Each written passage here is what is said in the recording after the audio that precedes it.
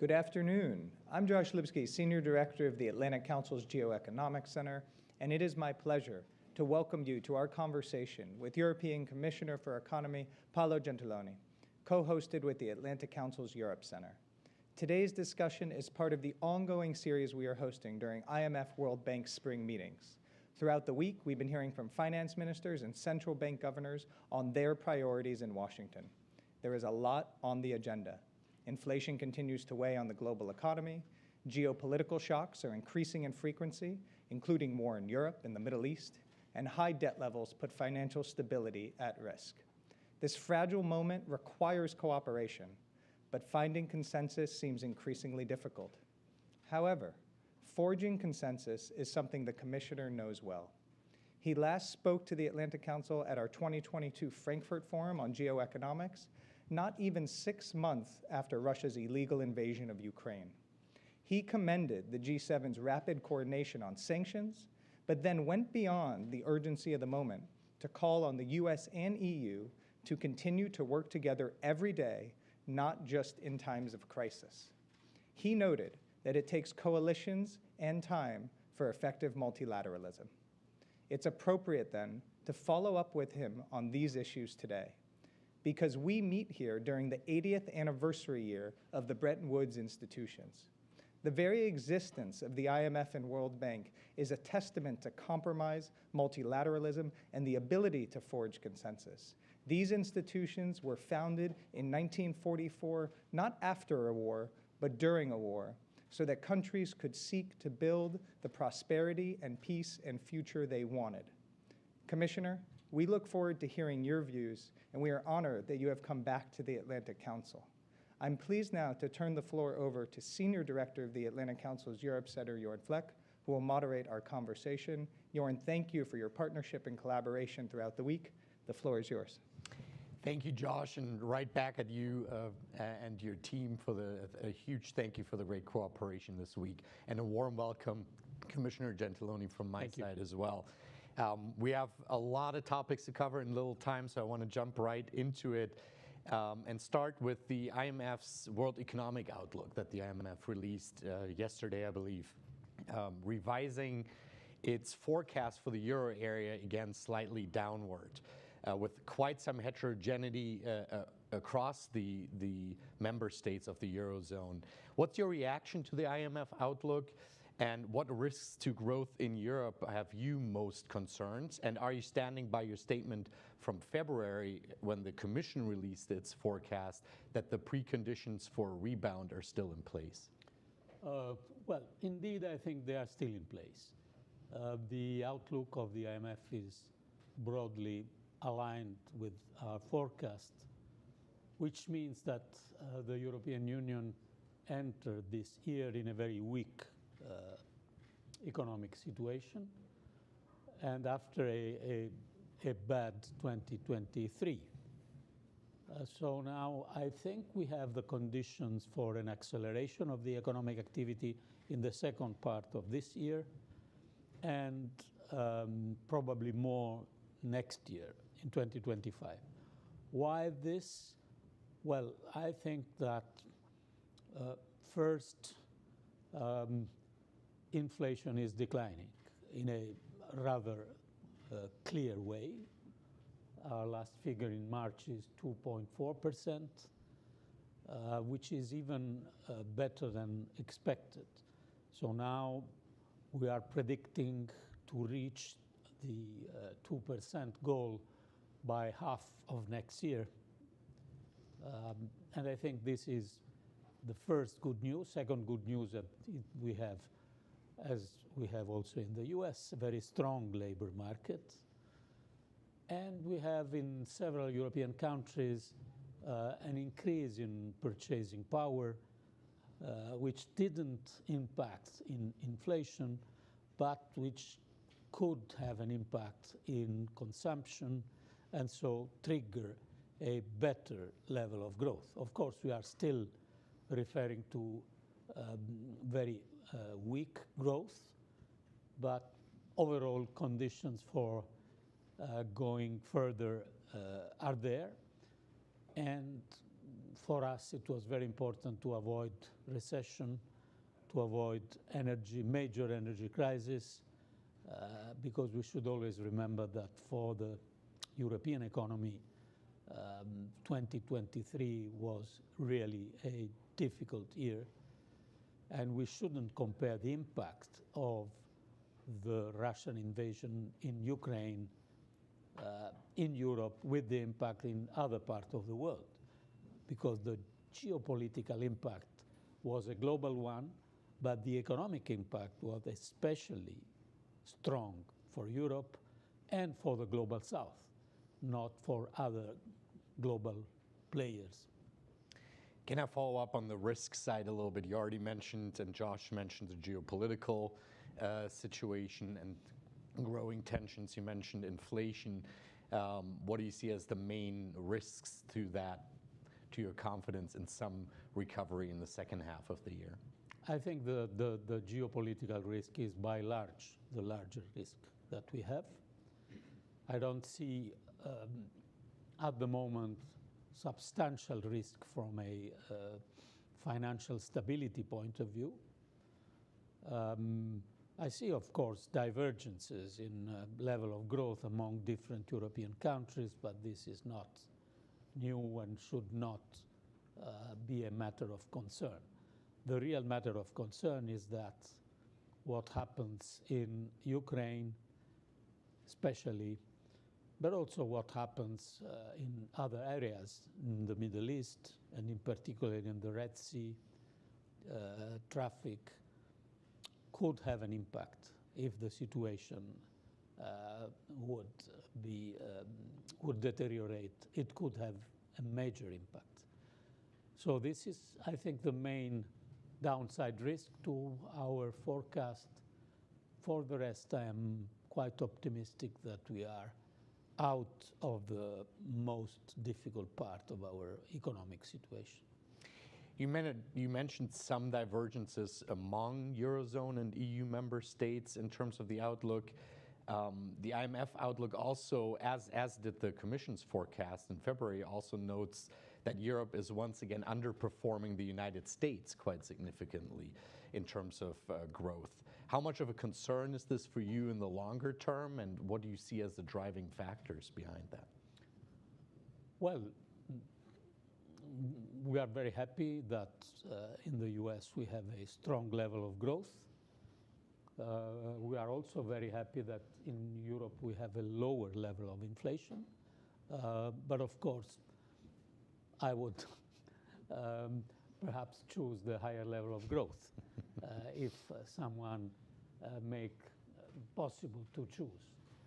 What is the most important driving factor of this difference? I would say, in one word, the Russian invasion of Ukraine. Because we have to consider that the impact of this for the European economy was extraordinary. Just look to the situation we had after the pandemic. The recovery from the pandemic and the rebound of the economy after the pandemic was stronger in Europe than in the US. In 2022, the EU had even a higher level of growth than China. I wouldn't have expected in my lifetime to see Europe growing. In very specific circumstances. Yes, very specific circumstances, but this is something that I was saying because of the fact that the recovery from the pandemic was very strong in Europe. And then in February 2022 came the Russian invasion, and the Russian invasion disrupted part of the European business model, especially cheap gas. And partially, not only the Russian invasion, but also the export-oriented European economic model. It's not, I think, a surprise that this brought the most important European economy, Germany, to negative growth, because Germany was especially connected to cheap gas and export. So I think we have a clear reason. I'm not underestimating the more structural differences that we have, of course. And so innovation, productivity, capital markets union, a lot of things that probably you have heard many times of what the Europeans should do better. But in this case, I think very simply that the reason of this divergence in these couple of years has been the different impact of the Russian invasion of Ukraine. You already mentioned the disruption that caused for the European economic model, especially on the energy and export fronts. That has really stimulated a growing debate about the long-term competitiveness of the European Union and its economy, especially also with concerns about the U.S. Inflation Reduction Act, IRA, but also increased competition from China. And as part of that debate, we today earlier saw in Europe former Italian Prime Minister Enrico Letta present its report on the future of the single market. We'll see by the summer another report by Mario Draghi on Europe's competitiveness. In light of this debate, what would you highlight from the Letta report? And then given that Italian prime ministers or former Italian prime ministers seem to have a monopoly on proposals for Europe's economic future, what would be the main messages of a Gentiloni report, given your leadership and your expertise at both the national and the European level? What should be on the priority list, in your opinion? Well, thank you for the opportunity to describe the Gentiloni report. But more seriously, I think the Letta report on the single market is very clearly addressing the fact that, yes, we had an enormous achievement with the single market. Jacques Delors, 30 years ago, a market of 450 million people, may be the richest in the world.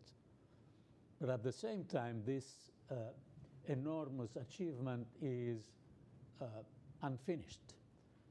And this report is addressing specifically domains where we don't have a single market, or at least we have a too weak single market, from financial capital market, for example, to telecommunications, other sectors where we are not there.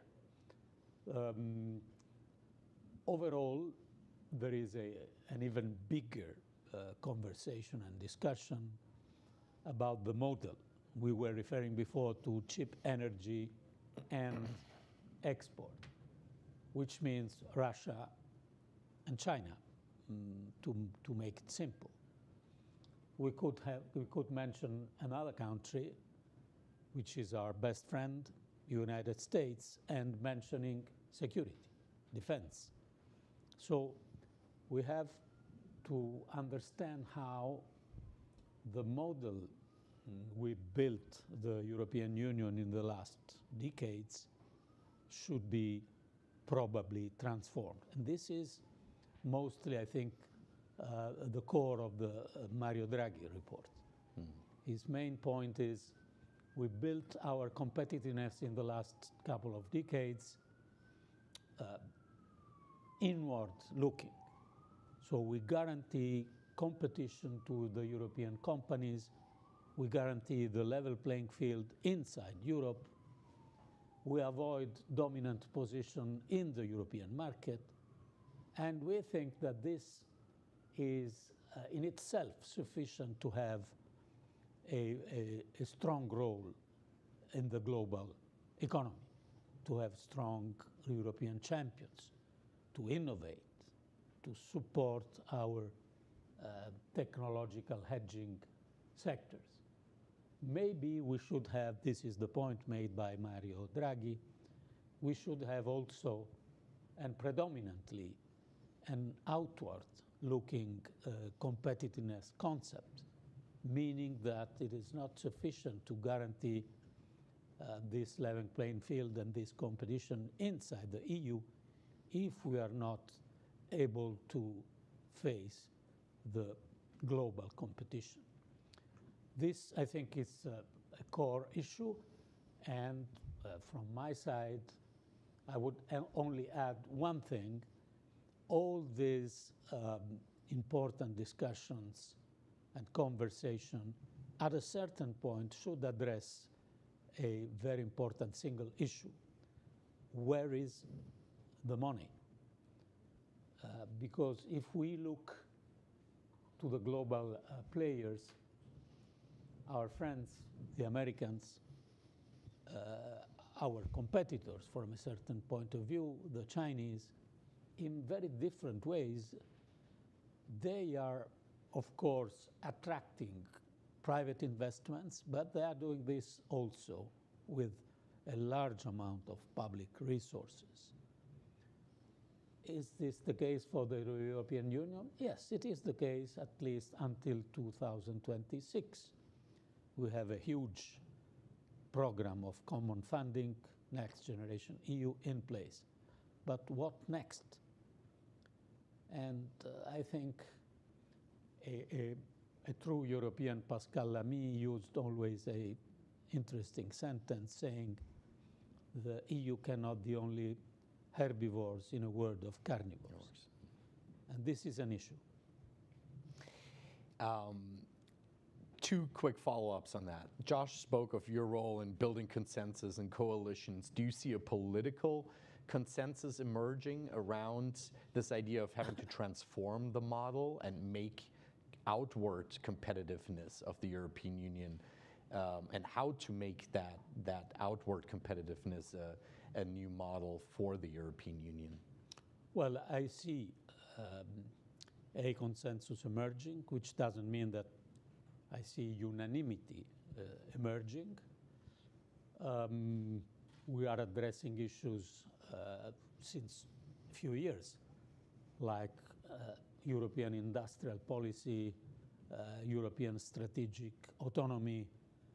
These words were forbidden in Brussels until a few years ago. So yes, I see an emerging awareness.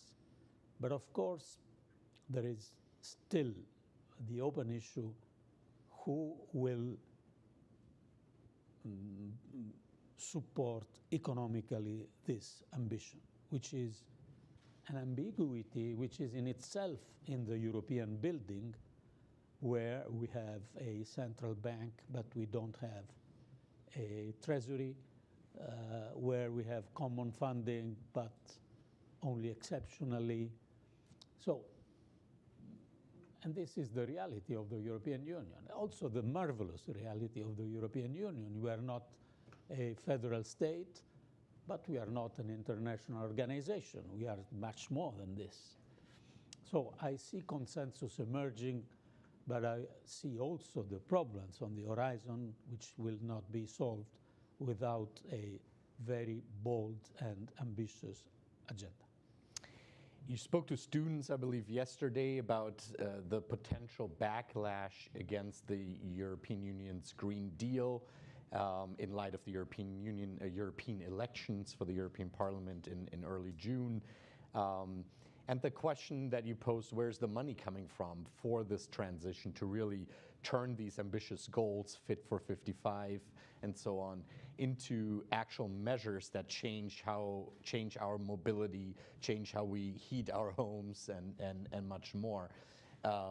What tools do you wish your successors in the European Commission will have once we get to 2026? Well, I think it's a real challenge. We should avoid the idea that slowing down or taking a different direction will solve our problems, because the global competition on clean tech is there. And Europe should use its role of first mover for the best. If we slow down, I don't think we will increase our opportunities. What we need is, of course, the awareness of the difficulty. An American official told me once, the problem is that we in the US have mostly carrots in our green transition. You have more sticks than carrots. And this is connected to the, principally to the high price of energy and the different situation from the energy point of view. So we should be aware of this, and we should support the regions, the sectors of the workforce that are more under threat for the green transition. Because if the green transition is perceived as something that is damaging those that are in, that has lower income, that are more in difficulty, I think we will have a lot of demonstration of farmers and not a real progress in our green transition. But I repeat, the solution is not to slow down or to take an opposite direction. The solution is to compensate economically, socially, those that are more affected, and to win the battle of the cultural narrative. Of course, with all the pragmatism, if we need to slow down something or to change another thing, we are not so crazy that this is the European law and you have to implement it. We can change a lot of things, but not the direction. On the external side of that green transition, you're partly responsible for the EU's Carbon Border Adjustment Mechanism, CBAM, and critics would say this is another measure that is a major challenge for EU competitiveness globally. Others would say that creates tensions with global trading partners. Based on the first half year or so of implementation of the first phase, how would you counter those critics, and what can you say about the implementation that started in October of last year and will be phased in through 2026? Well, we are still in a experimental phase of this carbon border adjustment mechanism, which is a form of carbon pricing, if we want to make it simple, and which is mirroring the system that we have internally in the European Union based on emission trade system. So now we are using the same system for imports. The reason is absolutely the opposite than losing competitiveness, is to try to avoid losing competitiveness. Why? Because of course in the world we are in, if we have other jurisdictions with much easier rules on emissions, we risk to have our industries out of the markets if we don't find ways to avoid this carbon leakage. My assessment of the situation after a few months of experiment is very positive. I have to say that at the start of this story, we had very difficult reaction from other players, WTO, some of our trade partners. These, I think, difficulties are now, they are not completely overcome, but we are addressing them. And I think that what is happening in several countries is that they are trying to adopt parallel measures. And this is what we want. We don't want exactly our legislation. We would like to have, and this is a task that was given to the OECD, a sort of equivalence of measures. We have countries with the proper carbon taxes, like Canada, for example. We have other countries with mechanisms similar to CBAM, like the UK, for example, we should find this equivalence among different regulations, because the scope is simply to encourage all jurisdictions to have stricter regulation on carbon emissions, and to, of course, avoid that having them only in Europe would only open the doors to competitors and weaken our industries, which will not happen, because this instrument will allow us to avoid, to weaken, and to have this carbon leakage. We're running up against our time limit, but I'll try and sneak in two more quick questions. One is on US-EU cooperation. You've highlighted that as an essential way forward in today's geopolitical context, in today's global economic context. There isn't really much appetite for, we don't have a formal trade agreement, there isn't much appetite for a TTIP-like effort in the near future again. What is possible politically and perhaps technically between the United States and the European Union to advance our economic relationship? Well, first of all, I would say that with the existing administration, we had very, very good overall relations. And we had a shared passion for multilateralism and existing international rules. But you also mentioned there's a competitive nature Yes. to the relationship, right? There is a competitiveness nature which is, I think, inevitable, but the mindset is common. And some result of this mindset are there or potentially there. Let me just mention how important it was to be able to reach an agreement on global taxation, which has to be implemented. But in times of very difficult international cooperation, it's really something so important. At the same time, of course, we have to work together to make the system work better. And this is part of the conversation that are going on here in Washington during these spring meetings, how we can, because we cannot only protect the institution that we built together half a century ago or before. We have to protect their evolution and the fact that they are more up to the needs that we have now. And I have to say this is something is happening in the World Bank and in the IMF with limits, but overall Europe and the US are working this direction together.